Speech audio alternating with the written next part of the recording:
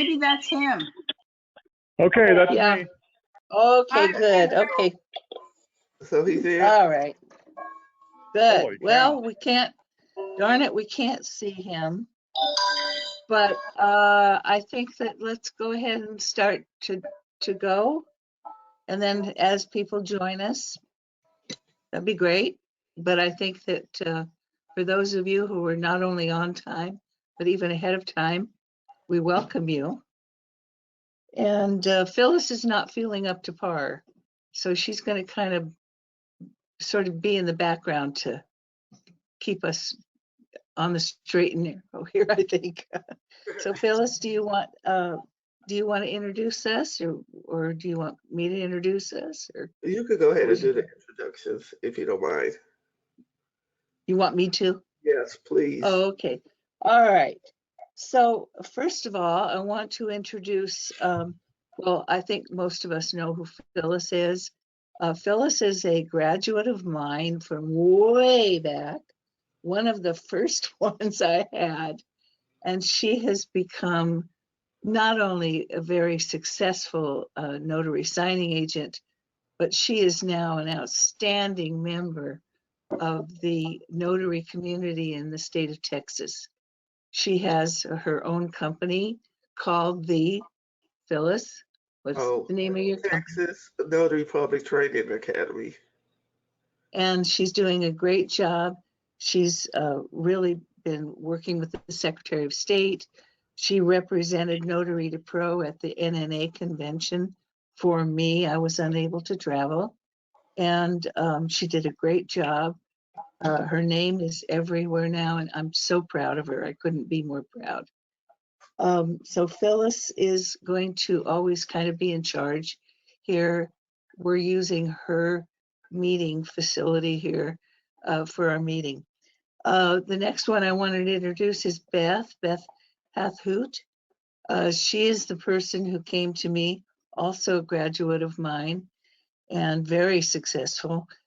When did you graduate, Beth? Oh, holy cow. 2015, 2014? It's been a long time. That was anyway. That was when you added the fleet. So the basic I had done with you probably 2012. Oh, okay. Wow, long time ago. Anyway, Beth is the one that came to me and suggested that we do this, which I thought was just a wonderful idea. And I see this growing. I mean, we're going to be in the growing stages for the first few months, I think. But as it gains momentum, we had 449 people sign up to be able to see the, to be a part of this. But of course, people are busy and they're working and stuff. So thank you, Beth, very much for this. And she's one of the panel of 4. And then there's Valerie Dennis. Valerie we've just really gotten to know each other recently. She is a co-founder of the Safe Haven for Notaries Facebook group, which was started by Jason Brownstein. How long ago? 6 months ago, maybe? We started in April last year.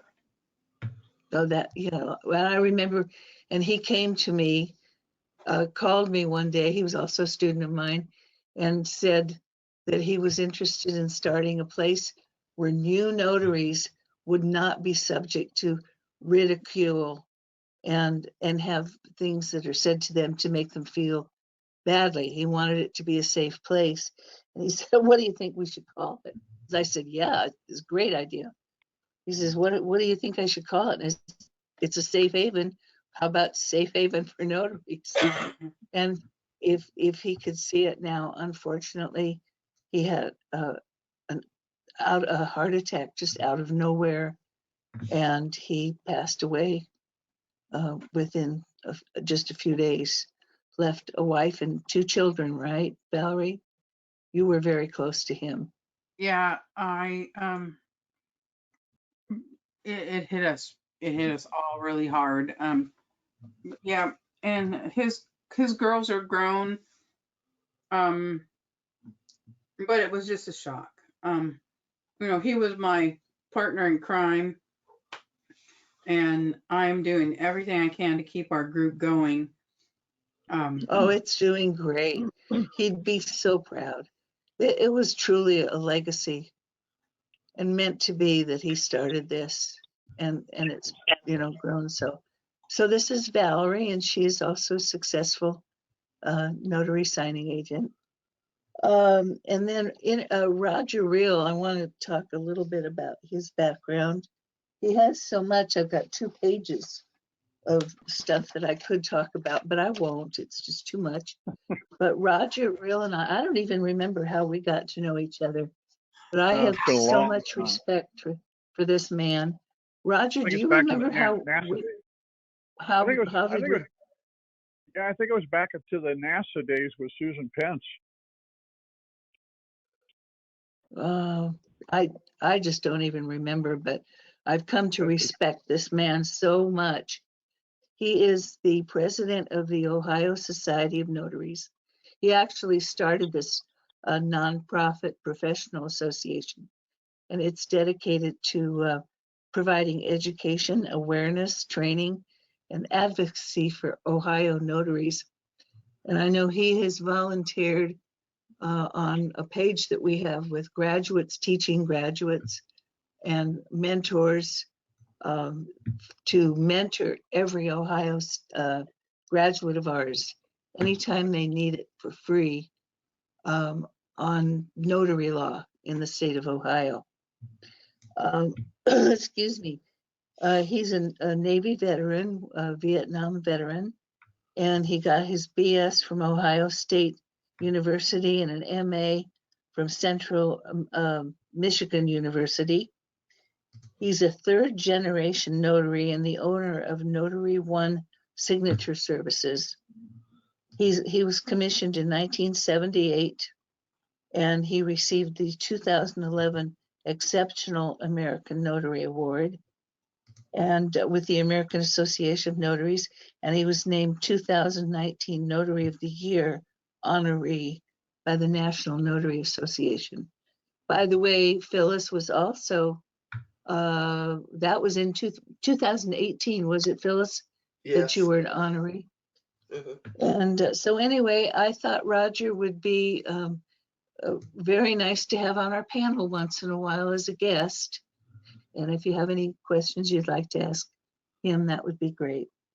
So Valerie, I'm going to turn this over to you to talk about the topic that we wanted to kind of cover today to start with. And my voice has been since sick in over Thanksgiving. I tell you, I can't seem to get through this.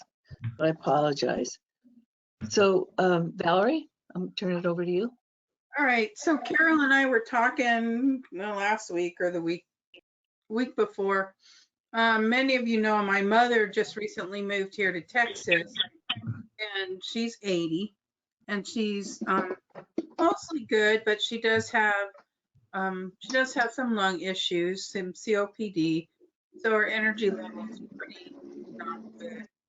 And I am pretty much the only real caregiver. My sister-in-law helps us, and but my brother is dealing with back issues, and my husband is dealing with back issues.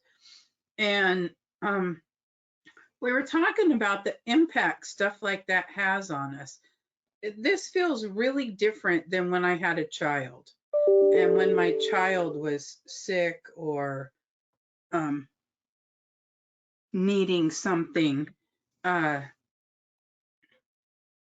And you can't, when your parent who took care of you for how many years, and so it impacts us. And that's one of the main reasons I really like this work is I took off time. Now I will, we can pick and choose, many of us. But I just wanted to throw ideas around with everyone about how you manage taking, because some of you are going to be having elderly parents. I'm 60, so, and my mom is 80. And I know many of you also have older parents. Just how do you deal with that responsibility? Anyone? Well, Valerie, did you feel like because you had that flexibility to take the time you needed for your mom, do you feel like it impacted your business temporarily or in the long run? Or For me, it's temporary. It's basically the bottom line that it's impacting. I noticed that I'm still getting requests, and and they're not coming in any slower than they were in November or October or July, because I was turning work down. And that's the thing that I really want to emphasize, is that once you get yourself established and you create those relationships with the signing services and the escrow officers and the title companies and the lenders, even if you're getting your work from SnapDocs or you're getting it from platforms, you can still create a good enough relationship that the companies will still go, oh yeah, that's Valerie.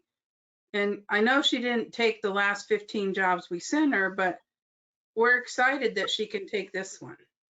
And I think that's what I want to emphasize the most, is getting the business built to the point where you can take 15 jobs off and not feel like you're never going to get another request from that company again.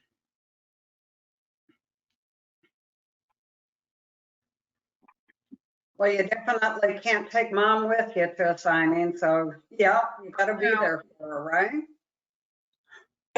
And that's true. And it's also, you have to be more organized. I have the famous Google Calendar that's multicolored, so I can look at it at a glance and see if it was just something I wanted to do, something I needed to do with my mom, if it was a business appointment. And so as your responsibilities grow and become a little more tenuous with aging parents who are not 100% healthy, those relationships come in handy when you have to cancel a job or give up a job because your mom called and you need to take her to the hospital. So your mom doesn't live with you, but if she did, you think, or maybe even apart from that, because I know Texas does online remote now, correct? Right. And so does that help you maintain your income and still be able to focus on family as well? Has that helped you in that respect? Not yet, because since I got my remote online notary, I haven't actually been able or taken the time to market that. It's a completely different marketing strategy. And there's a lot of specific rules that have to be followed in order for somebody to even be able to attempt it, but it's still in my wheelhouse. It's still one of the things I have that, I'm setting myself up with some companies that I know are moving towards remote online closings. And so that's, trying to keep that reputation going. Oh, and by the way, Valerie's also a remote notary, so we can send her this job. Yeah. Can I chime in real quick? I'm all new to this, so I've met Valerie and I've met Phyllis through Valerie. So, but I have a mother-in-law that I home care in the evening, and she's going to be 82. She is up and around. She goes to senior care center, but I take her to doctor's appointments and not chiropractic, eye appointments. So, but her needs are met through me, being now that we've moved here to Texas, that my wife's working full time, and I'm just getting into this. So I'm thinking of, one of my things is, how am I going to get into this and then have that time as well, um, take care of her. So I have hours at night. They're from 5 to 10 Monday through Thursday, and they're from 5 to 11 on Friday. So I don't know, Valerie, but you can also get on, if you're not already paid for that, as an attendant, a care attendant. Are you aware of that? Somebody to stay with my mom. Oh, you can. If you're taking care of your mom, you could look into if she has Medicare, Medi-Cal. I don't know how it all works, but I got it for my mother-in-law, and I log into a token at home and I log out for the hours that I take care of her. It's $10 an hour. I mean, it's not, but at least it's something to supplement work that you wouldn't accept otherwise, is what I'm saying. I don't know if you're aware of that, or have you looked into it? No, I'm not, and I bet everybody here is probably not either. It's something I can probably look into for the future. Right now, mostly it's just, she doesn't drive. She's never driven. Yeah. And so trying to get her used to the new surroundings, we have a completely different new situation because she hasn't lived near me since I left home 40 years ago. So thank you for that suggestion, because I didn't know about that when the caregiving gets to be more.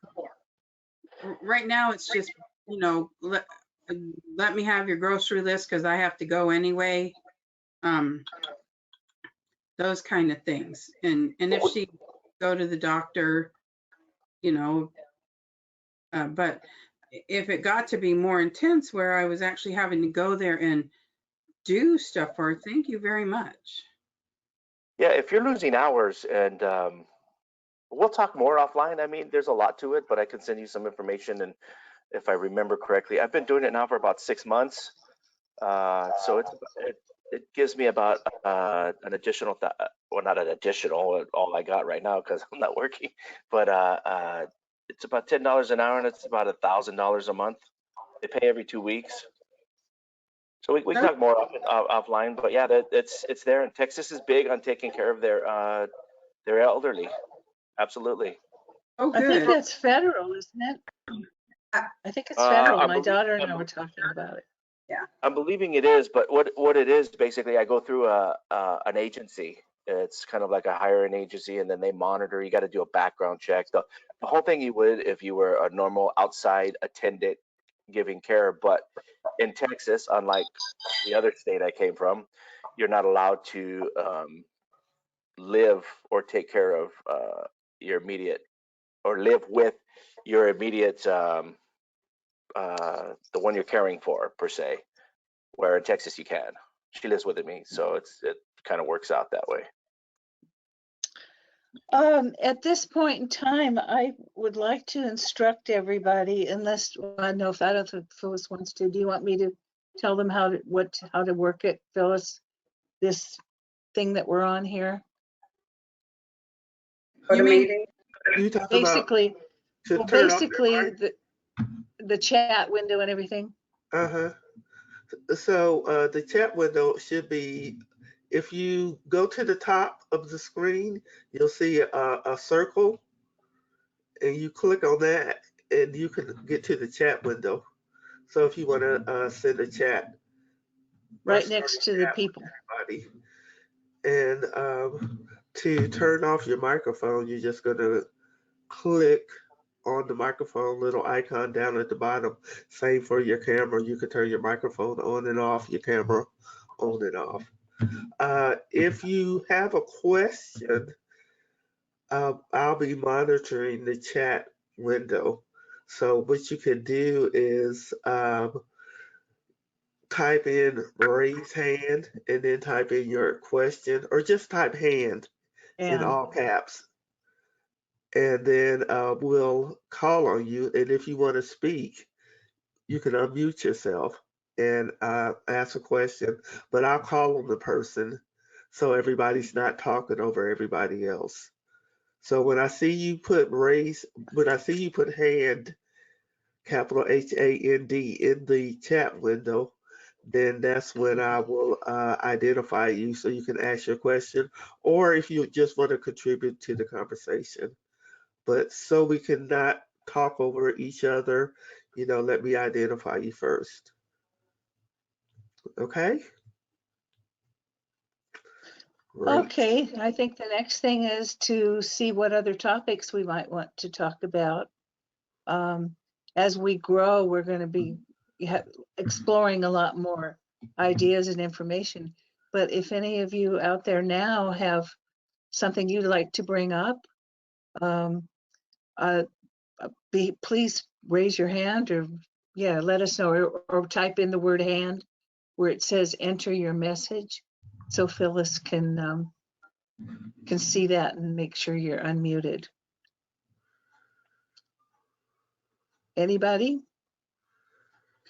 Any particular topics you'd like to have discussed either now or at a later time? I guess I'll chime in. This is Roger. I hear so many things about, on the various forums about, this law and that law, and how fees are $1 from some states and things like this. And,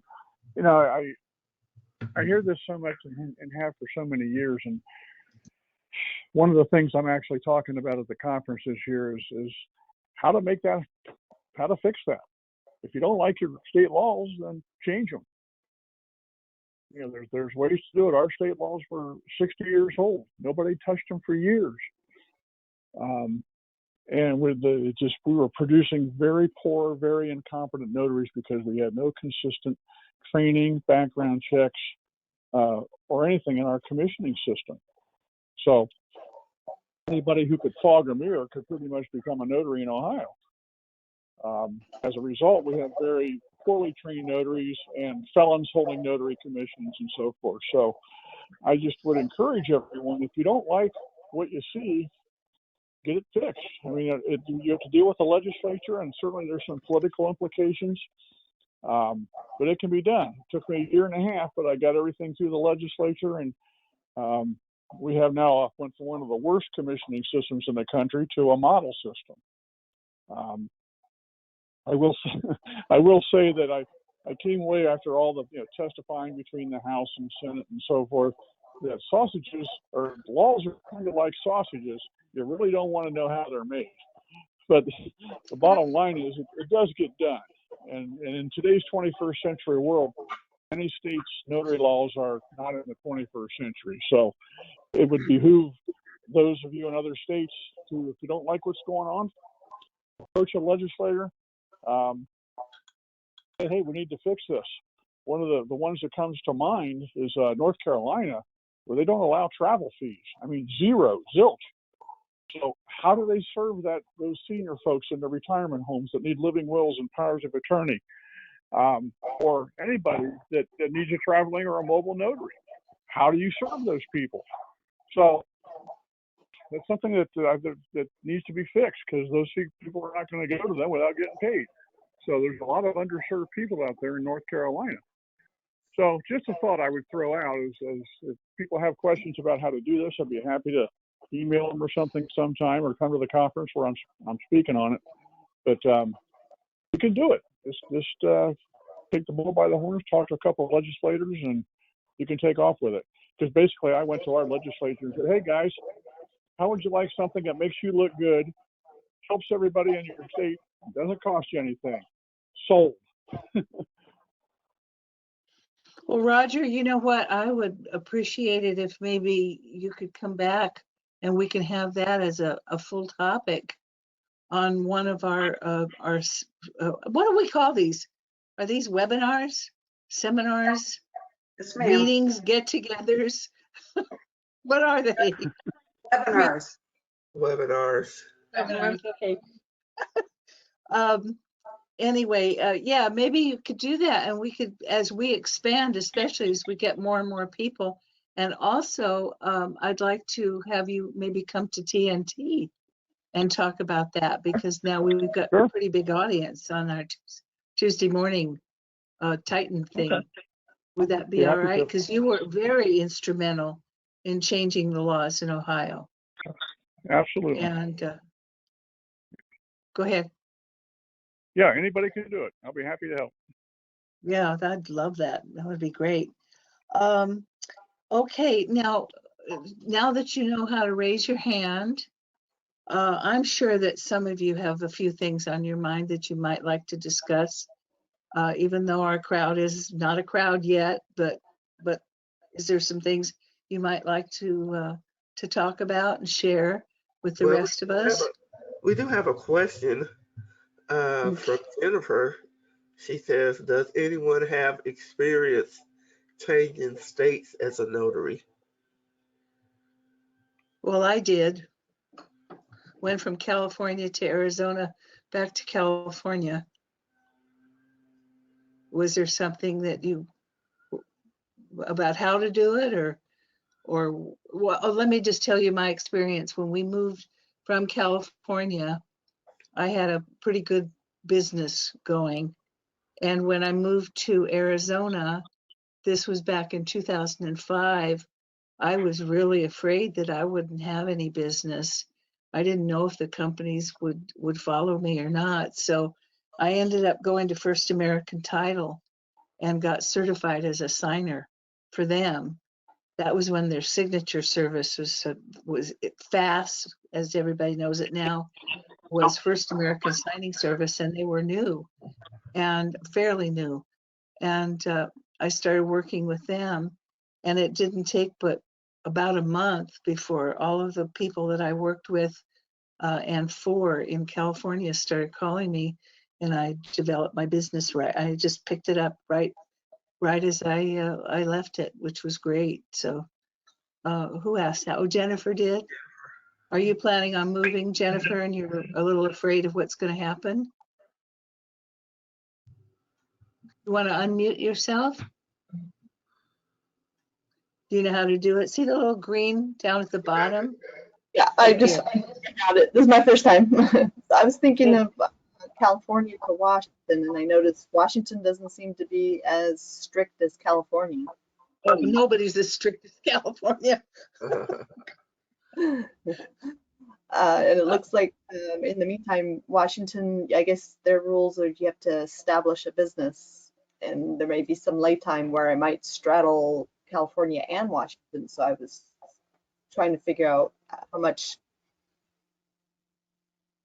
what to Well, it's expect. probably going to take you a few weeks from the time that you actually move to Washington before you get set up with your commission. Yeah. Can you So- ride out California commission and then still have Washington's? I noticed that Washington also allows you no problem to have if you're from Oregon or Idaho, but California. But you can have dual commissions. You Mhm. can't do that with the state of California that I'm aware of. Not automatically, it seems, from what I've researched so far.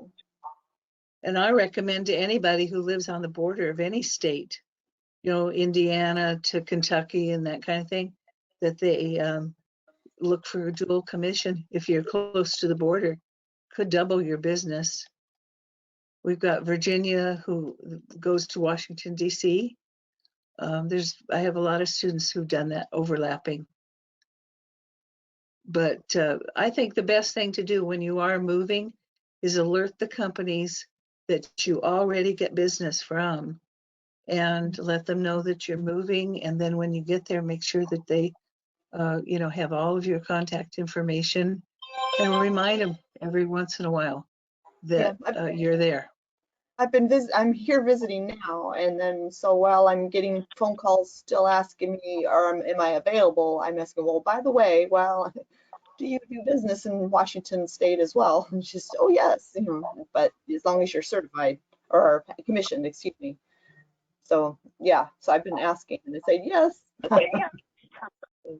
When you get there, call me. I have a signing service really good that is looking for people in Washington right now. They're very busy, so good luck with it. No, thank you. Anybody else have any other questions or something they'd like to discuss? I have a question. I want to know if anybody in the webinar currently has any physical limitations that they find to be a hindrance or a problem as they're getting older. Carol, Jennifer, Valerie. Well, I don't have Most any. people know I'm 77. I'm sorry. I'm only 50, Go ahead. but fibromyalgia. Oh gosh, Ooh. that's a big one. That is. Yeah. But I chose this because it's flexible now that I've got the aches and pains kind of under control. But I have a window of time where I can work. Anybody else? Schedule with that too. I mean, if you're not feeling good, I have hopefully. asthma. You have asthma? Okay. Yes, I've been pretty sick all week too with it. So So other than the flare-ups that you have that make you sick, Phyllis, do you have issues with, well, you're a trainer, so you talk a lot. Do you get winded? How do you work around those issues? well, one of the things I'm not out in the elements as much as I used to be, especially going into people's houses because a lot of people have pets. And so with asthma and allergies, it's really hard, because people treat their pets as part of their family, which I understand, so you can't always expect to go into a house and people automatically put their pets up, you know. Which So may or may not help because they say cat dander's there anyway. and I'm deathly allergic to cats, so it doesn't help. I Me can too. tell as soon as the door opens if somebody has a cat. So, yeah, I Sometimes don't do before. as many in-home appointments as I used to. How about you, Miss Valerie? Well, for the most part, I don't have any limitations, but I do have a pacemaker. And I just got a new pacemaker. I got it replaced a few weeks ago. And my previous pacemaker, I could wear my little name badge that had a magnet on it.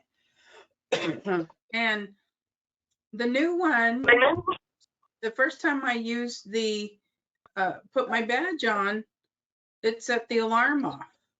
And Oh my gosh. I'm in the middle of a closing and this alarm is going off and I'm like, what is that? And I didn't figure it out until I left and that it was a pacemaker, but I wasn't connecting it to the magnet in my badge. So the other day I was at a bank doing a closing and it went off again. And I was like, oh my God, it must be this stupid magnet. And and everybody is looking at me. My signers, people that are on the other side of the glass wall are looking at me. And I'm like, oh, let me just get rid of this badge. And the other Your advice is don't wear your magnet badge over your pacemaker. other side, it doesn't affect it. But I also had my thyroid removed a couple years ago. And one of the things that happens when you have that kind of surgery is it can leave a little bit of stress on your vocal cords. So if I'm in a long closing, towards the end of it, I start squeaking like an adolescent boy. And so I just tell people at the beginning, I'll do pretty good for about an hour, but if I start squeaking and I sound like your teenage son, just give me a minute and I'll drink a little water. But I tend to not really be embarrassed about things that I can't control anyway. And I think that people who have some limitations, like when I got the pacemaker replaced, I couldn't carry my bag. you know, my husband had to drive me for a week. And so, I love the Uber husbands. yeah, yeah. Um, but Beth mentioned last time, you know, as far as the bags go, because I'm going to have to get a rolly cart. I was kind of embarrassed to get one. I'm thinking, geez, this is just really going to make me look like an old person. But and I don't really care anymore. I'm like, yeah, but my back will still be good. Um, Yeah, and I have lower back problems, and I have to, a couple of years ago, I finally went to a briefcase, like a briefcase, and it's on wheels. But I was doing a lot of general notary work at nursing homes and hospitals. And well, sometimes when you go there, you're parking in another country and walking, you know, to the lobby. And then from there, you're walking even further to find your signer in one of the rooms. And to carry that over my shoulder, I just couldn't do it anymore. So I went to a roller bag, and that's how I deal with that. And most people just say, wow, you need all of that? I say, yep, yes, I do. oh yeah, I'm Fills grabbing up, ready to go. stuff out of my bag all the time. Oh wait, let me get a paper clip. Oh, well, let me just get my clipboard out for you to sign on. Yep. I got mine at the thrift store for $7 and call it my go bag. I always Yeah. look prepared. They can hear me coming. Yeah. You know, But I yeah, want to say something about being afraid to look old. I'm just finding out now because I talk to my students all the time, you know, constantly. And I've gotten some feedback lately that's really interesting. Did you know that a lot of people in this country perceive notaries to be that older person, that somebody in their 60s, you know, that comes off kind of staunch and businesslike, and no, it's a mystery. It's a mystery about something being a notary, and they automatically accept the elderly notaries more than they do the younger people. That they have more of a trusting attitude when we go into their homes and everything. I thought, and I didn't never thought about that before. And Could I we thought, avoid the word elderly and just call us older? more mature is the way I like There to you think. go. It works. It works for me. I think I may be the most mature here. Maybe, I don't know You if live Roger, on no, with I think, right here. I think Roger is maybe a little more mature than I am. I'm right behind you, Cheryl. Kathy Miller made a comment. She said she's asthmatic and has allergies. And when she calls to make her confirmation, she lets the people know. Her introductory call. That's excellent. Sometimes people will ask you about, are you okay with dogs? We have dogs or whatever. And so I don't have to say anything like that because I really don't care. I fortunately don't have any issues, but that's an excellent suggestion, Kathy. So this is Kathy. So this is what my doctor, actually my allergist said, is when you talk to the consumer, because you're introducing yourself anyways, you go through your normal tutorial. You say, hey, this is Kathy. I'm calling to introduce myself and confirm our appointment coming up on yada, yada. Trying to verify the appointment that both parties are going to be in attendance, or if it's just one person name you get, then you can say, you want to verify if anyone else has ownership of the house. And after you get all that settled and verify the address you're going to, then they're all happy, right? So at that point, that's when I interject, oh, by the way, I just wanted to make sure you knew that I have asthma and allergies. And I just wanted to ask if there's anyone in the household that's a smoker, or do you have pets in the household? Now I have changed from saying in the household to just pets, because there's cats that are outside and they come inside. So most 99.9% of the time, they're all like, oh, I have cats. Well, I can't go in a house with cats. So I just pause, and then they come back and offer to meet me somewhere else. And there hasn't been one person, well, I will have to say there was one person that was like, well, you're supposed to come to me. And I said, well, in that particular case, I said, I will get a hold of the company and they will find someone else that will be able to come and meet you. I just wanted to let you know that I do have a health issue and I didn't want to surprise you or have an attack when I was there. And most of the people are very gracious. So that's how I address it. And it's worked out very well in my favor. So most of the time I meet them at McDonald's or Chick-fil-A and have a corner booth, Burger King. I try to steer away from the Starbucks Yeah. because you can't hear and it's not private. People are on top of you. All good So points. That's how it works for me. One of the things that I advise my students every time now, and it's a big part of how they behave when they're new, especially, but it comes into this type of situation as well. Always just be yourself.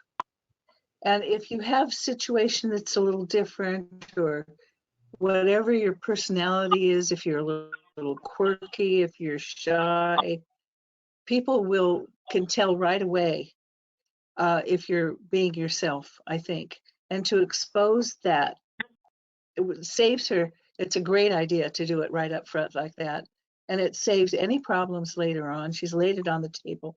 And I just think that for everything that we do, if we're open and we're exposed to people for whatever our limitations are, rather than being hesitant about it and ashamed over it, just go with it. And I remember the worst thing that I went through in the last few years was I was a keynote speaker at one of the first symposium that Laura Beaver did here in California. And what she didn't realize, and neither did anybody else until I had to let them know, was that when I have severe arthritis in my spine, and at home I use a walker. I'm 77, so that might be too young for a walker. I don't know. I don't care. But when I'm out on the streets, I'm with my scooter. My scooter is my next best friend next to my husband. And so I had to go and speak in front of these people, and I did it from my little scooter, my motorized scooter. And what I found when I shared my story and a lot of things about her past, it was very life-changing for me. And people have come back to me, and rather than, oh, did you know she did? It wasn't that at all. It was like people came up to me. I still get phone calls that, oh my God, to hear that you went through what you went through at a younger age and things like this. The things that I shared, opened myself up, was very cathartic for me, but it was very enlightening and helpful to people who go through things who they're ashamed. We have things happen to us. And so I think doing things like that, exposing that, is not just brave, but it's really the right thing to do, and it's good for you. It's good for the people that you're going to see. Lays it right out there. Yeah, that's one of the things that I've learned as I have more birthdays is that you just can't, let aging get in your way of living. You can't be embarrassed, to have to roll your bag in. You can't be embarrassed that you have to stop in the middle of the signing and just stand up because your legs are starting to tingle and your back is having a bad attitude, or you have to ask for a glass of water. You know, you just can't be embarrassed about stuff like that. First of all, I'd say 90% of the people you're going to encounter are very gracious and are very willing to do anything they can for you. And I have learned that in the last 2.5 years as I encounter people of all ages and of all walks of life, is they are very interested in how you are feeling and how you are doing. Yeah, you're there to sign their papers and do all that, but they don't want you to be uncomfortable in their home. And so give them the opportunity to serve you back if they offer or if you need it. Does anybody Well, carry a and little folded table in their cars? No, my mom Anybody has. what? I'm sorry. What did you say? What did you I say, said, Beth? does anybody carry a folding table in their car? I do. This is Kathy. I have a featherweight folding table 4-footer, and actually I'll be using it tomorrow because part of my presentation is I just at the end I'll say, well, I just want to verify that you do have a tabletop we'll be able to sign on because we're going to be there together about an hour, and we got over about 100 pages we're going to go through. And if I forget to ask that, I get to home and there's no place to sign. Now I keep clipboards in my car, but that adds a half an hour on your signing time. So I just ask it up front. And so tomorrow I'll be using my featherweight table.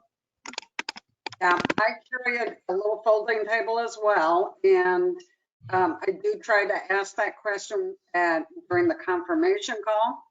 Sometimes they'll say yes, and then you get there and it's a coffee table, or it's a TV tray, or something. And with my back problem, I cannot sit on the edge of a couch and bend over a coffee table for an hour. Cannot do it. So if I walk in and that situation exists, then I've got my backup. And sometimes I'll have to say, hey, can I borrow you? Let's go out to my car. I've got a little folding table back there. And listen, I drive a Prius. You can't imagine how much stuff I've got in my car in the event that I need it. So, and I bring the table in and we'll find a couple of empty chairs or I'll even stand. For me, it's better to stand.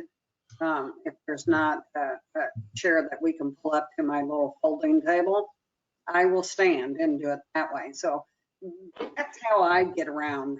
I actually have this cafe. I have folding chairs that go with my folding table.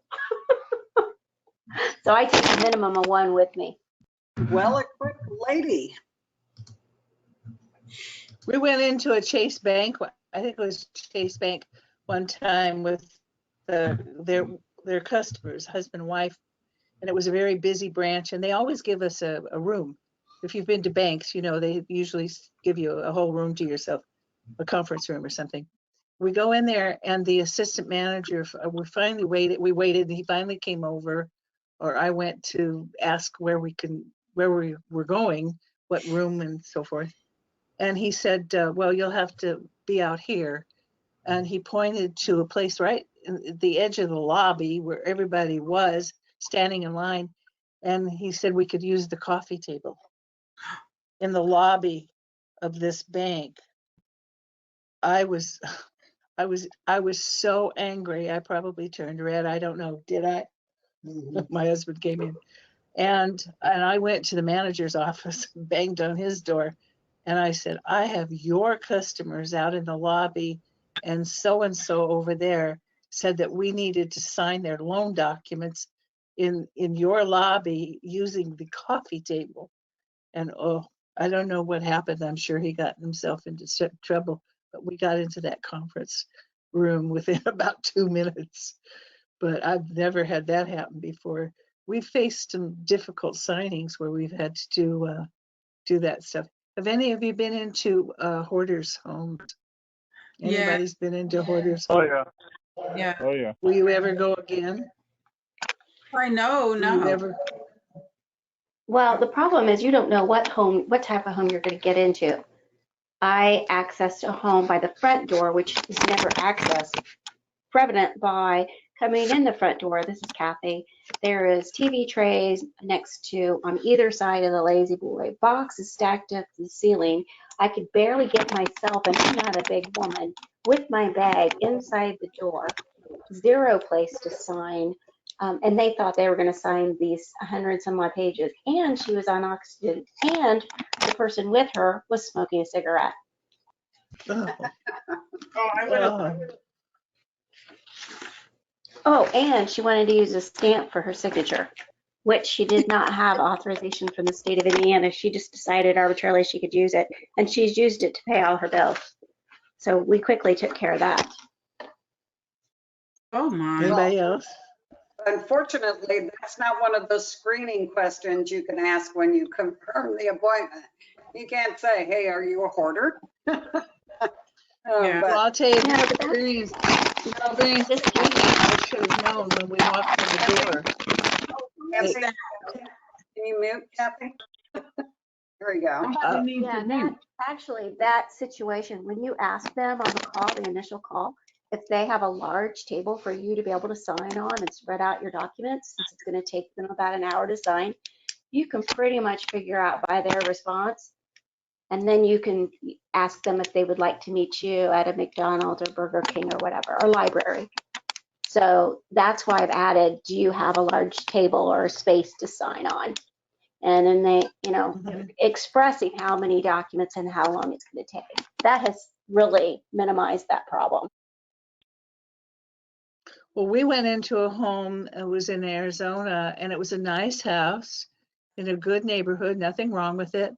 And we walked in, she took us in through the back door, and I should have known the minute that door opened up, there was half the floor in the kitchen we walked into the kitchen, half the floor there was no tile.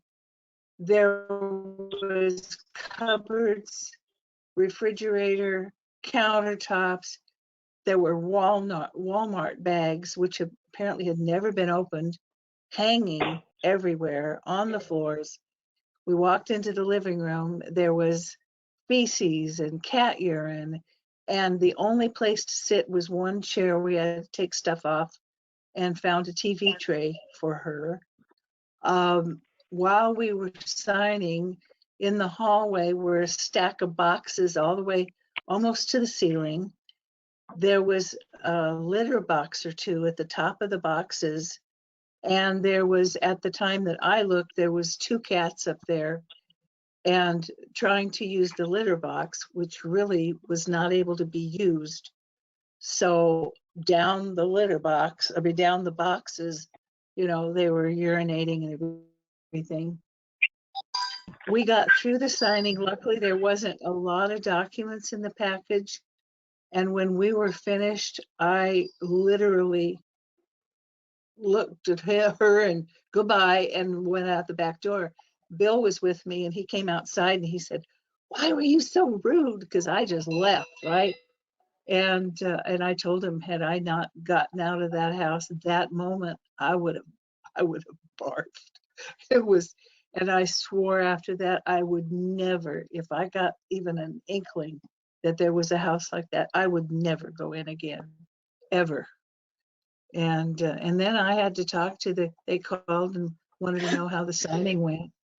It was this very small signing service that I worked with. And I told her, I says, I've got a problem, or you guys have a problem. And I told them about it because the house was destroyed. I mean, the inside of the house was really bad. And I thought they needed to know, what was going on. The appraiser must have done it blind. Mm. Anybody else have anything that they'd like to talk about? I'd like to ask a question if you don't have anything on your mind. And that is, what's your favorite thing about doing this job? I want to end this thing on a high note. Well, I think we all Rhonda, have situations. how about you? I'll tell you a quickie. Oh, good, This was several please. months ago, when school was still back in the spring. I got a call 11:30 on a Friday night from a lady in absolute tears that her daughter was taking the ACT next morning at 7:30 on Saturday, could not for the life of her find her ID. And she was going to lose the money for the test and wouldn't be able to take it again for 6 months or whatever, and screwing up her college plans. So the ACT folks will accept a notarized affidavit of the mother that this is indeed her child. So I trot over to her house at midnight. She writes up the letter. We have her sign and put her under oath a whole bit. And, you know, everything worked out fine. But it's just one of those things where you really feel good about what you do, because it's one of those things where she would have been in a real pickle without, you know, having our help. So it's those kinds of things. It's things in nursing homes when people are so grateful to you, that makes you feel good about what we do and why we do it. That's great. It's true. We truly are of service to people. Roger, I'm sure you've got some other stories to tell. Do you think we could take advantage of that since we're kind of quieting here and before we get off? I mean, I could write a book. Anything that I know, well, you mean, should. There's the good ones that I just mentioned, and of course there's the wacky ones where you just, you know, people have no idea what a notary is or what we do or how we do it. They only know that this says it has to be notarized, but they don't know what that means. And it means, well, you're supposed to, you know, this is a sworn statement. You really can't sign it until you're in front of me, so I'm going to have you sign it again in a different color ink. But you know, they just don't have a clue.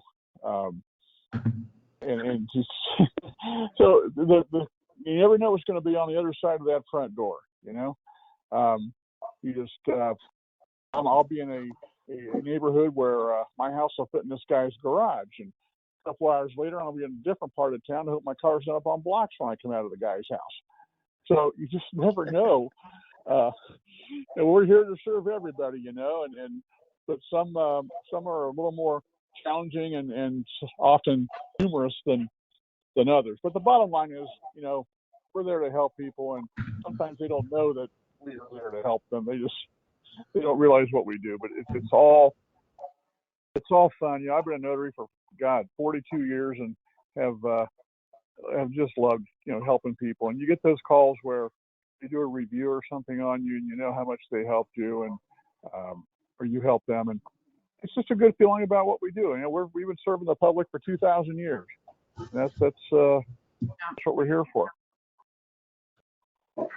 What do you think about remote closings? How is that going to affect this industry?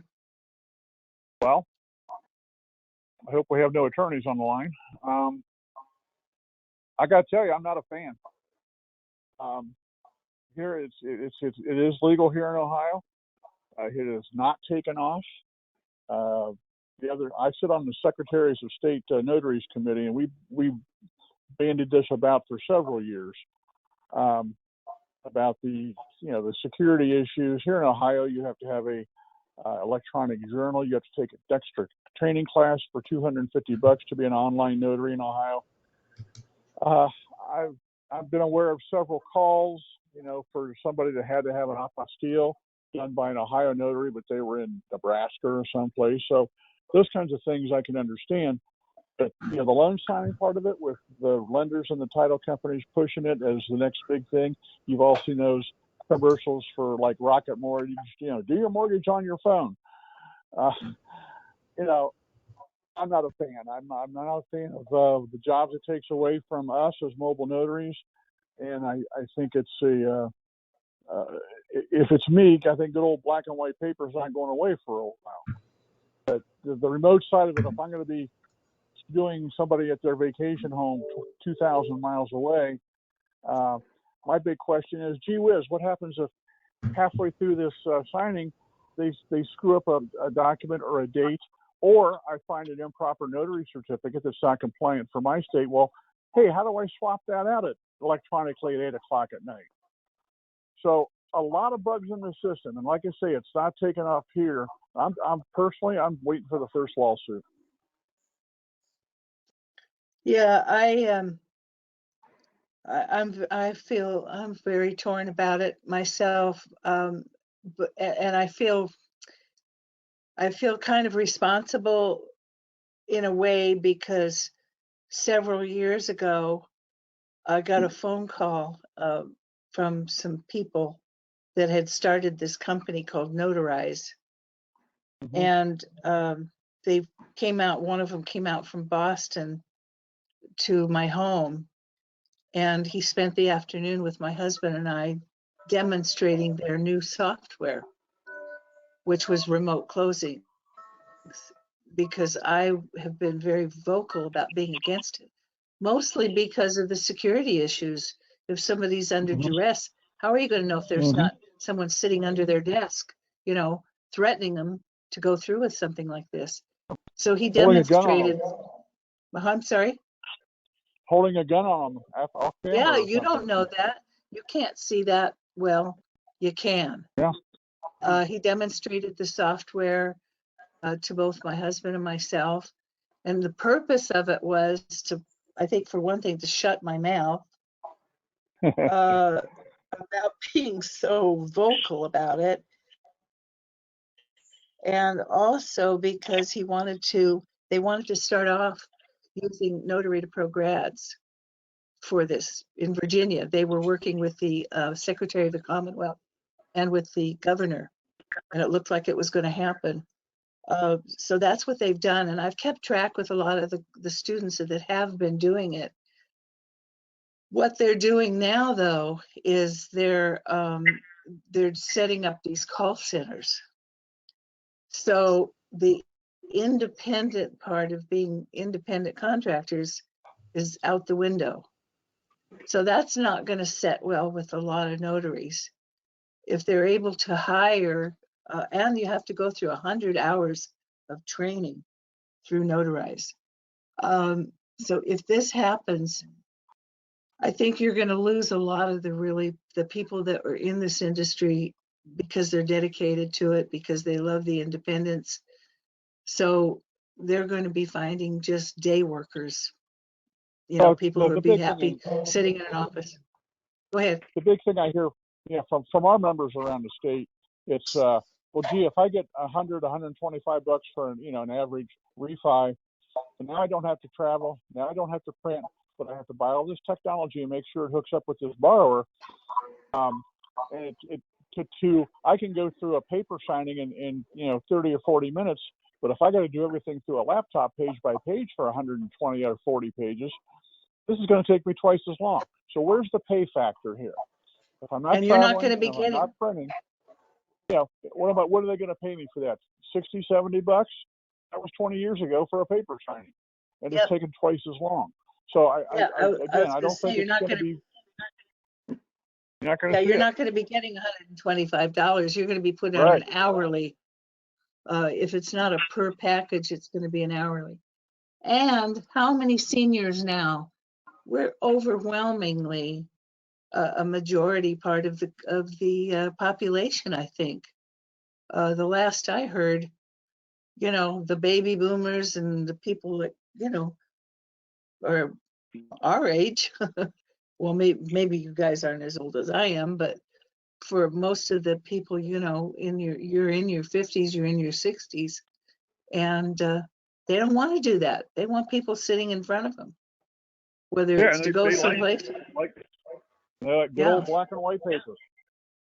So I don't think this is going to be as happening or as successful as they hope it will be. But it's creeping. It's creeping. And it will happen eventually, but I think we still have some time. I think Richard has his hand up. Richard? Yeah.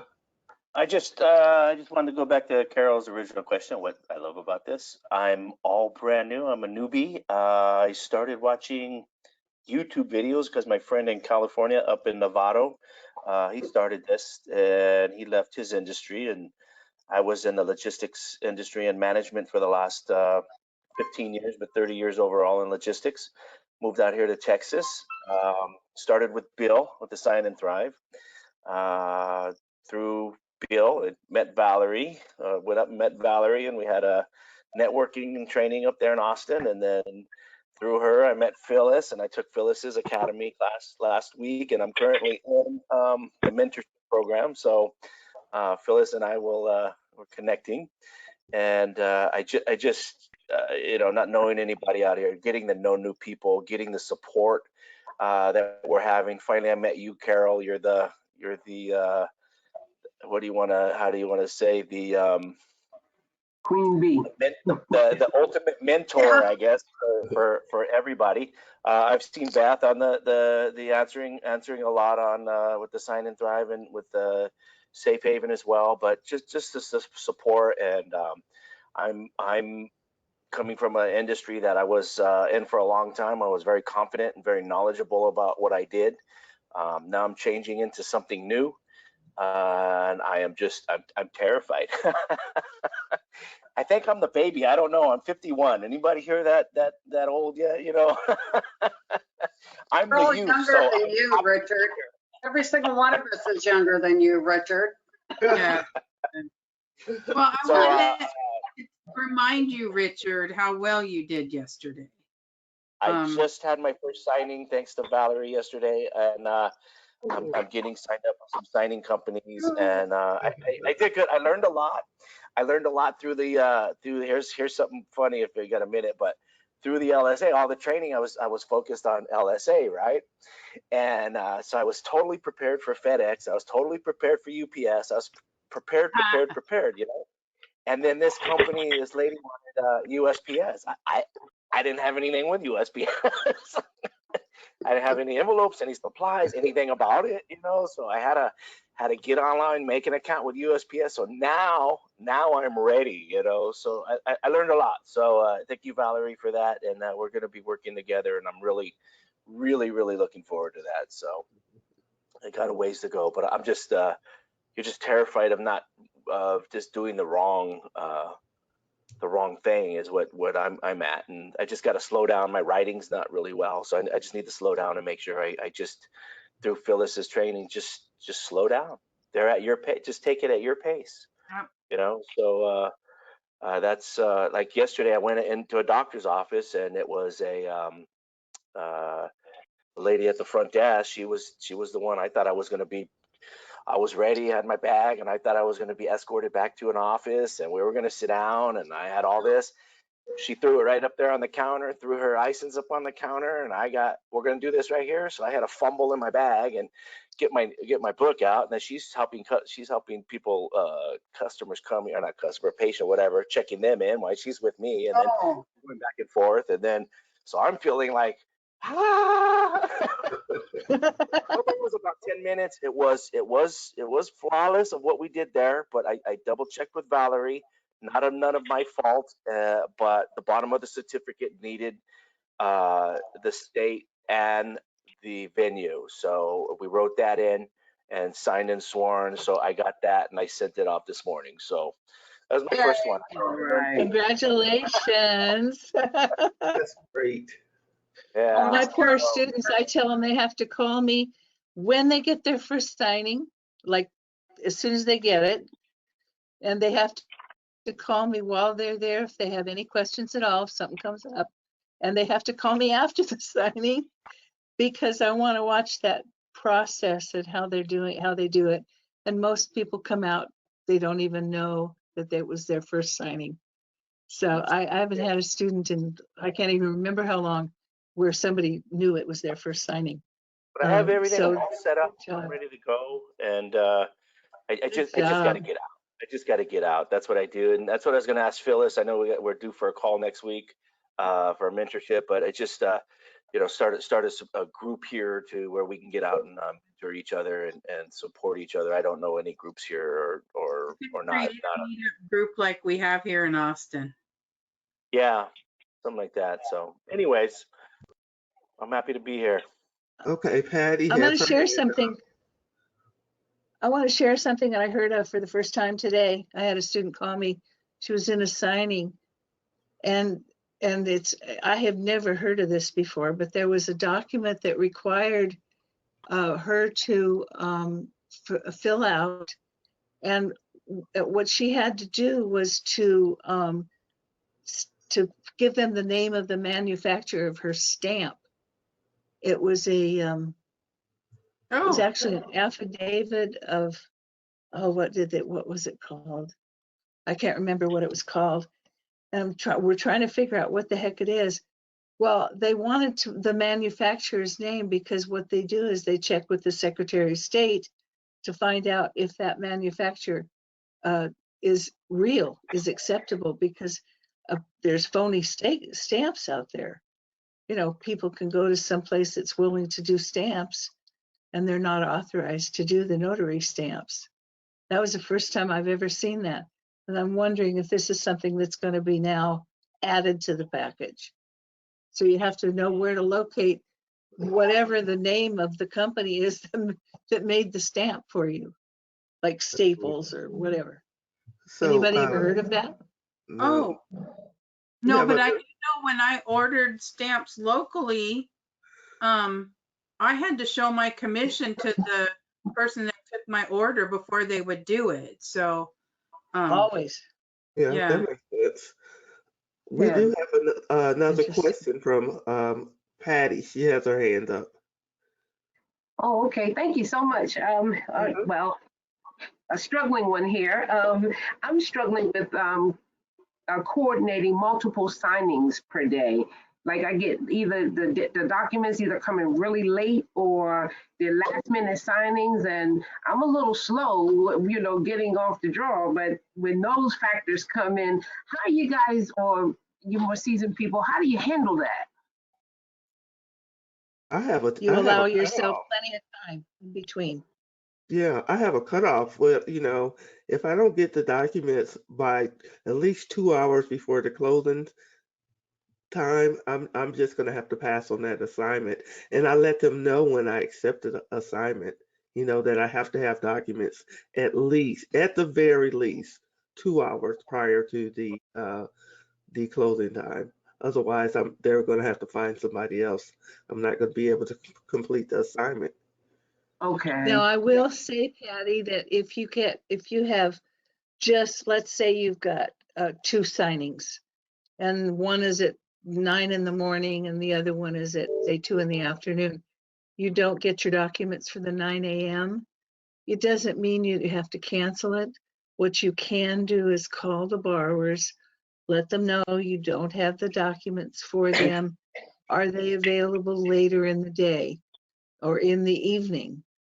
And that you'll let them know when you get your documents in so that you can circumvent that 2 o'clock. You can still keep the 2 o'clock, but you can not lose the early one. Because I know when you're new, to lose a signing, maybe for people like us who've been doing it for years, it's one thing, but when you're new, you don't want to lose anything. So Right. Yeah. And 'cause some of the offers are coming in so late, it's a very last minute, and then the documents are not even ready. And it's like, oh my goodness. Well, yeah, I mean, one, I had to even back it up. The signing was for 6 p.m. The documents didn't come until 5:30, and I needed to go like an hour across town in rush hour traffic. And then my next signing behind that was at 8:30, and it was like, oh my gosh. And God help us if anything goes wrong and I need to, make a call from the table. So yeah, I've just been finding that it's been with the offers that have been coming in. I don't know, maybe as I get more signings under my belt, maybe I'll be getting, more offers that are like a couple days ahead. But right now, they're just the same day.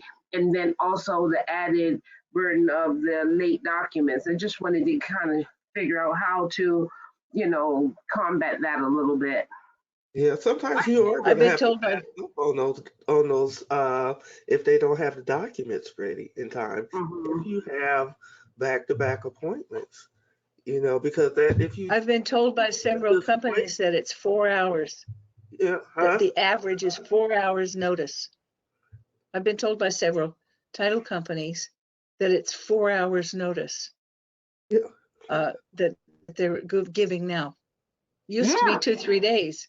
Now it's yeah, an average of 4 hours. it's about 4 exactly, and that's what I've been for the last 3 days. I mean, there was literally just a signing that just came in right now, and they wanted for like 9 o'clock. Oh, like That's not happening. And it's in Mount Airy. I'm in Maryland, by the way. So, and the signing, it just came for 9 o'clock. I'm like, it's 8:30. What are they doing? You know?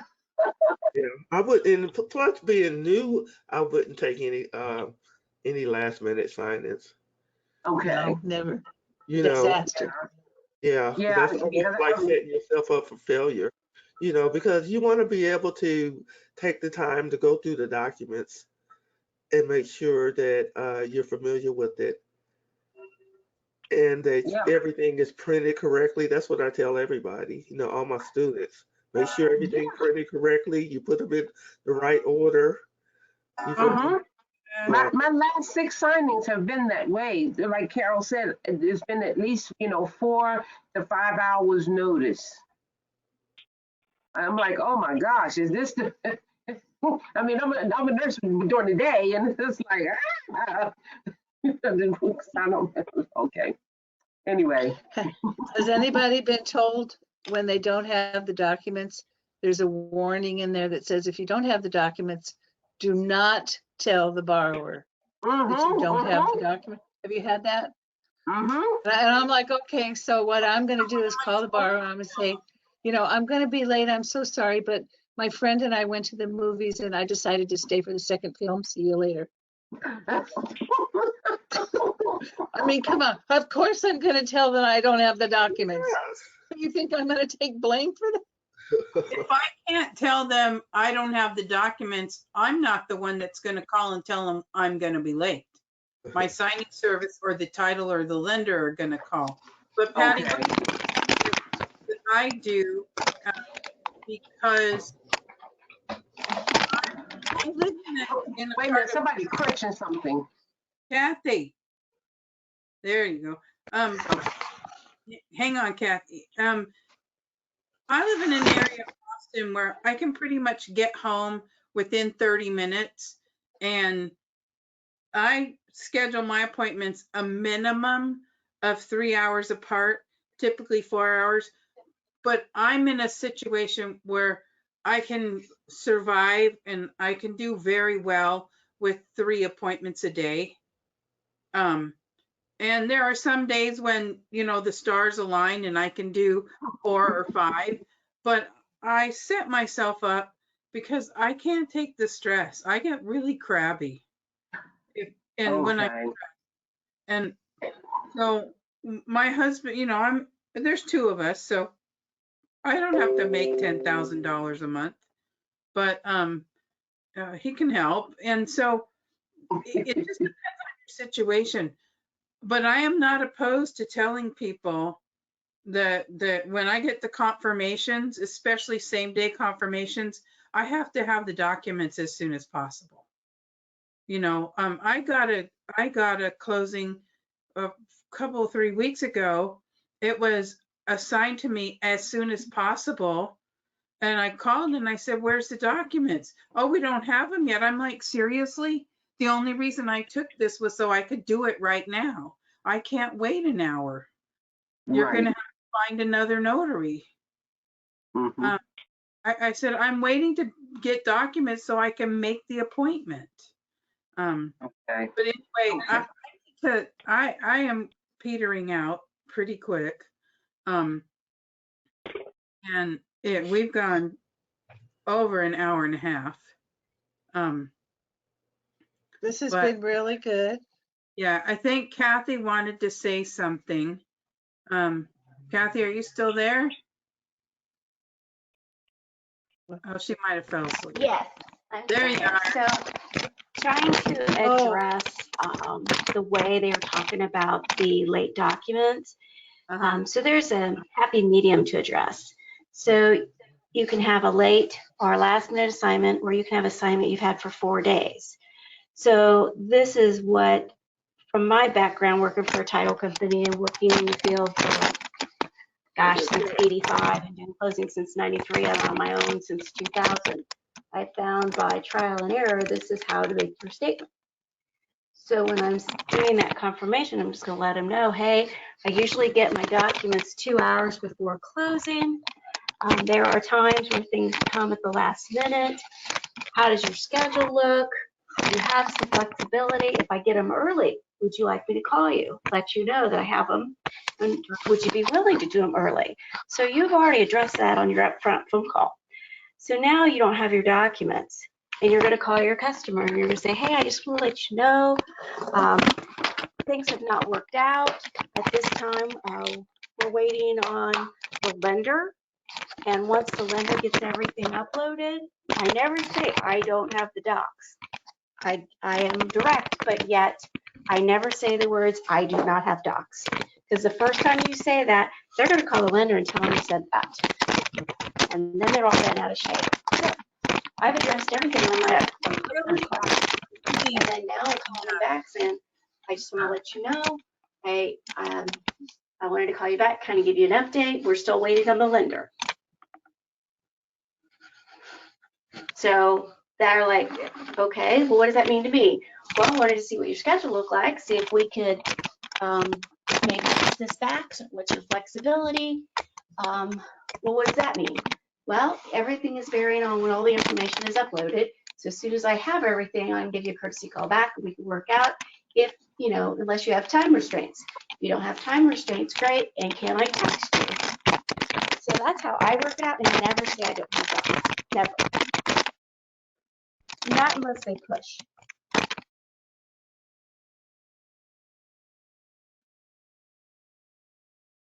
Okay. Yeah. So I have to go. Yeah. It was awesome working with you all tonight, and I look forward to next month. I think as we move along, we'll probably get this going a little bit better, and we really appreciate those of you that hung out with us tonight. And apparently we had a number of people call me because for some reason they couldn't get in. We sent the same email to everyone. So I'm not sure what's happening, but people said they couldn't access it. So we're sorry, but we're going to do a replay. It's going to be available on all of our websites, I think, or at least mine and Phyllis's. Mine is notarytopro.com. It'll be on the home page. So you can tell people if they want to listen, replay it. And we understand it was going to be kind of awkward and new this time, but as we get going, things are going to become much easier and much more fun. So we really appreciate your attending here. Phyllis, why don't you give them your email address, not your email, your website. My where am I going to have this? I'm going to have this on my YouTube channel. So Okay. if you just go to my samobilenotary.com YouTube, you'll find it there. And mine will be there too, actually, Carol Ray. I think it's just my name. Yeah. So that'll be the easiest. So thank you, and everybody have a good weekend after we get through tomorrow. All right. Thank you. Good night, Thanks, Carol. everybody. Bye. Everybody. Bye. All right, bye-bye now.